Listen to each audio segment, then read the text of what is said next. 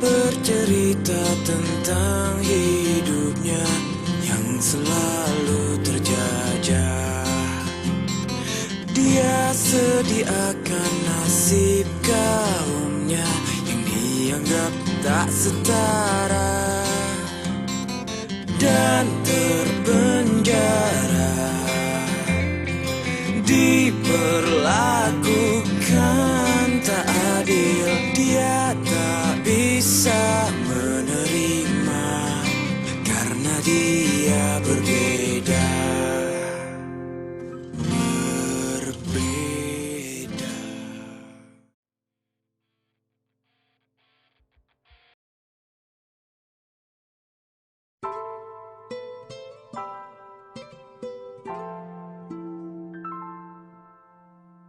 Kehidupan dunia merupakan kehidupan yang membingungkan.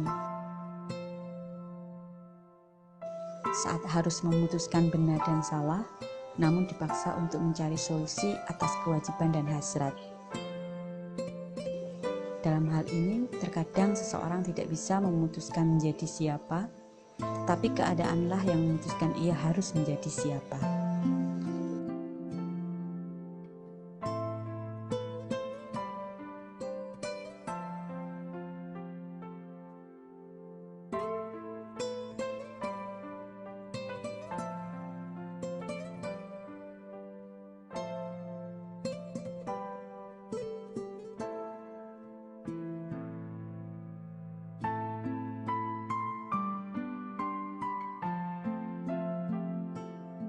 Namanya Kuat, dan sebagian hidupnya ada dalam bingkisan ini. Kisah kehidupannya, siapa dia, dan mengapa. Saya ingin kalian membaca dan melihatnya. Dia mencintai dan dapat memahami orang, dan dia bukanlah seseorang yang menyia-nyiakan pagi yang berharga.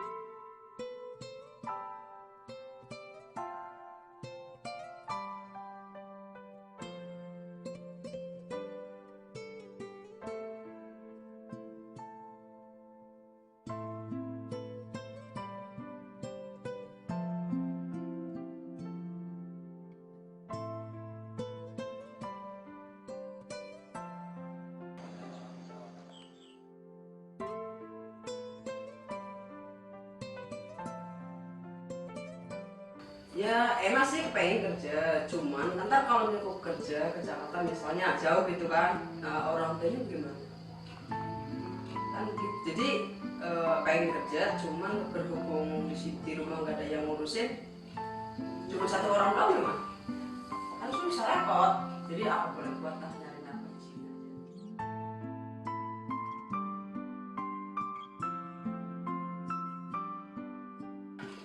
Kalau mau ngeluh sih, ya suka mengeluh, capek banget gitu. Kadang kalau misalnya kerja itu kan misalnya ngeluhnya gini, kenapa sih kok kerjaan nggak kelar-kelar gitu, jadi ngeluhnya begitu. Kalau misalnya lain-lain lagi enggak.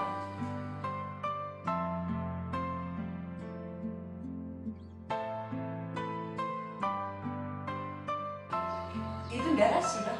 Untuk ini enggak, itu kan ceritanya bambu ya, sedikit itu yang buat naik. Kitanya yang paling atas tuh yang masih tinggi banget kan, belah udah belah kan. Kalau bambu kan ada inisnya, kulitnya kan tajam banget, mau bikin golok kan. Nah jarinya tuh masuk ini, jadi masuk ke belakang begini, terus mau dijahit. Aku cuma mau darah dari rumah nyampe ke puskesmas, dari ngecat di jalanan ini dari kita waktu masih kan dari sini ke sini.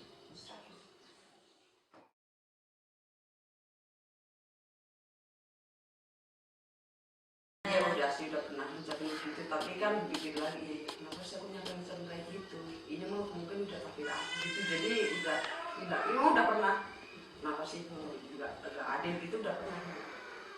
Kalau misalnya hati lagi disakitin orang, diluka, terkucilkan di sekeliling gitu kan, gak ada yang nanya, gak ada apa, digositin, itu baru punya pikiran begitu.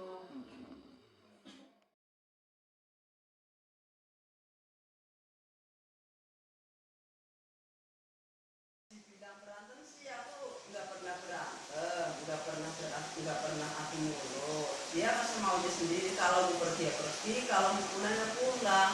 Jadi dia nggak, misalnya nggak ada alasan sama sekali.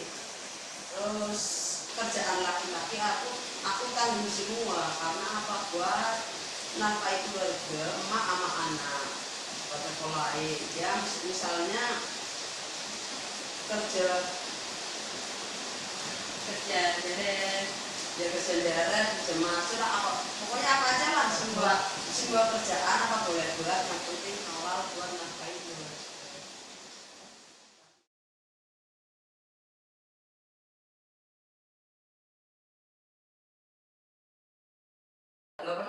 Nggak pernah karena apa ya, ikut misalnya pengen sih ikut pengajian, cuman kalau misalnya pakai itu juga kan kadang belum nyampe aja diketawain atau gimana. Jadi nggak pede gitu loh, ya udah biarin aja orang yang pengajian, kalau aku misalnya tinggal makmun aja gitu.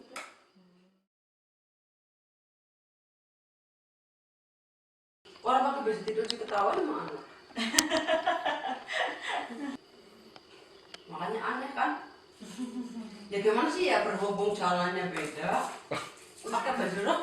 Gimana ini? Kemarin udah itu ya. Pasti kecuali. Jadi enggak. Kalau itu khusus yang perempuan paling embody, terus parfum, underwear perempuan, hah?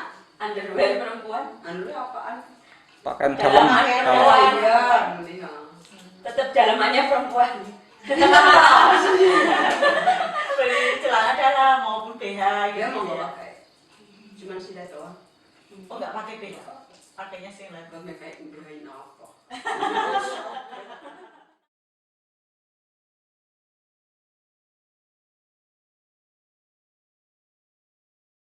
Enggak punya pikiran, justru tetangga-tetangga yang sekelilingnya gitu kan, ya udah itulah jadi cowok aja gitu, operasi kan gitu, ngomong kayak gitu. Kalau punya pikiran aku enggak punya pikiran segitu, enggak ada. Ya namanya kalau misalnya nyampe operasi kelamin ya misalnya, ntar kan jadi nggak nerima apa adanya kan.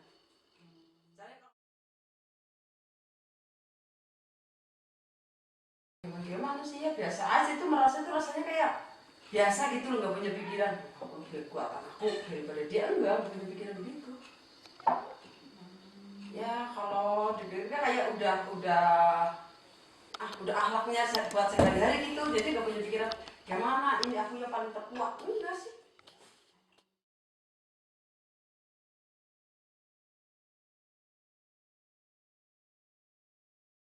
Ya kalau misalnya kan pergi gitu kan, udah kayak gitu, HP-nya lihat di mana mak, kok nggak pulang-pulang gitu kan, di mana mau cepetan, kalau hujan ya, kalau ada petir, kalau musim macul kan, nangis dia, makanya mah nggak pulang-pulang gitu kan, nangis.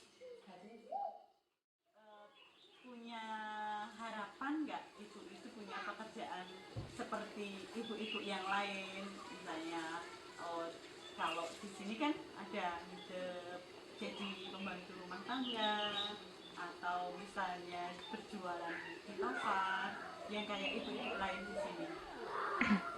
Enggak. Kenapa? Enggak kenapa? Terserah sama ibu pengennya apa gitu. Merasa aneh nggak melihat mak kok pakainya pakaian laki-laki? Enggak pernah diledekin sama teman-teman nggak? Kok makmu kayak bapak-bapak sih gitu? Pernah. Gimana bilangnya teman-teman? Bilangnya kayak gini, itu mama kamu apa bapak kamu gitu. Oh. Terus kamu jawab apa? Itu bang, saya jawabnya itu mama mama saya. Itu mama saya. Kuat pengen punya bapak baru yang baik enggak? Pengen. Oh. Kalau menurut Mas Kuat, bapak yang baik itu gimana? Nggak pernah ngomel. Enggak pernah ngomel. Oh. Sering bantu mama enggak kerja mama? Pernah. Bantu apa? Bantu makan. Bantu makan. Bantu Pernah bantuin, paling bantuinnya apa ya? Saya lupa sih. Kalau ada kerjaan, Kalau ada perusahaan, nyuci piring, ya nyuci piring. Oh, mama pengen Mas Kuat gimana? mandiri. Mandiri. Mama pengen kamu belajar yang rajin, biar pintar gitu. Terus belajar rajin. Pernah kasihan sama mama enggak? Kok mama tiap hari kerjanya harus manjat-manjat pohon aren, ke sawah, itu gimana? Ya kasihan aja sih. Kasihan. Mama kan sering kerja kemana-mana ya. Tahu nggak kerjaan mama? Tahu. Dari apa saja kerjaan mama biasanya kalau di rumah? Beres gitu. Dari pagi beres terus masak Masa nggak? nggak pernah. Oh, masak nggak pernah, mama nggak pernah nyuci. Cuci pernah sih kalau Simba lagi sakit. Terus ke ladang ya, mama ya. Pernah diajak ke ladang? Enggak pernah. Oh, kuat yang minta, jadi baru diajak ke ladang. Apa ya?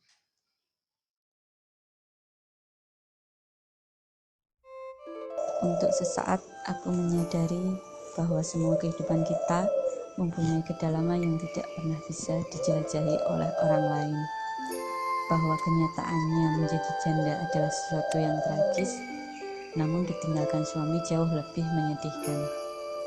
Tidak ada alasan bagi Misnah untuk tampil cantik, tidak pun setelah suaminya pergi. Misnah adalah seorang wanita yang harus kuat, yang tidak bereaksi lemah terhadap segala macam hal, namun tetap saja ia mengucurkan air mata tanpa terlihat oleh orang lain. Itulah kekuatan seorang ibu. Dari Misnah saya mengerti bahwa untuk menyelamatkan orang yang kau cintai, kau harus mengorbankan kehidupanmu sendiri.